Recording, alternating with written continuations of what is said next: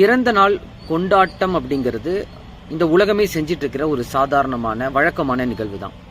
எனக்கு அந்த கொண்டாட்டத்துக்கு மேல ஒரு மாற்று சிந்தனை இருக்கு. பிறந்த நாளை கொண்டாடுறது ஒண்ணுதான் நம்மளுடைய நோக்கம்னு வச்சுக்கோங்களேன். அதை ஏன் மற்றவங்களுக்கும் இந்த உலகத்துக்கும் தெரியப்படுத்தணும்? அவங்க நம்மள உண்மையாவே நம்மளுடைய வளர்ச்சியின் மீதும் நம்மளுடைய வாழ்க்கையின் மீதும் அக்கறை உள்ளவங்களா? பெரும்பாலும் அப்படி இல்லைங்கிறது தான் பதில். நாம நம்புறோம் மற்றவங்க அப்படின்னாலே நம்ம மேல ஒரு அக்கறையும் அன்பா இருக்காங்க அப்படின்னு நம்ம நம்புறோம். சில நேரங்கள்ல யாருமே இங்க உண்மை இல்லை அப்படின்னு புலம்பவும் செய்யறோம்.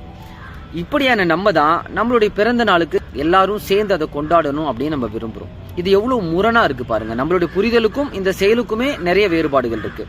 ஆனாலும் எல்லாரும் இதை செஞ்சுக்கிட்டே இருக்கும். உண்மையாவே நம்மளுடைய பிறப்பை அங்கீகரிக்கிற, நம்ம மேல ஒரு அன்பு இருக்கிற ஒரே ஒரு ஜீவன் நம்ம மட்டும்தான். அந்த நாளை நம்ம மட்டுமே கொண்டாடுற ஒரு மனநிலைக்கு நம்ம நகரணும். ஏன்னா இன்னொருத்தர் அதை வாழ்த்துவாங்களா இல்ல வேற என்ன நினைப்பாங்கன்னு நமக்கு தெரியவே தெரியாது. உங்களால இன்னையிலிருந்து ஒரு 3 வருஷத்துக்கு நீங்க மட்டுமே உங்க பிறந்த நாளை கொண்டாடி பாருங்க. அதுல உங்களுக்கு எவ்வளவு மாற்றம் உங்க வாழ்க்கையில நடக்குது அப்படின்னு நம்மளால உணர முடியும். அதுக்கப்புறம் நீங்க மற்றவங்களை வச்சு பிறந்த நாளை கொண்டாடவே மாட்டீங்க.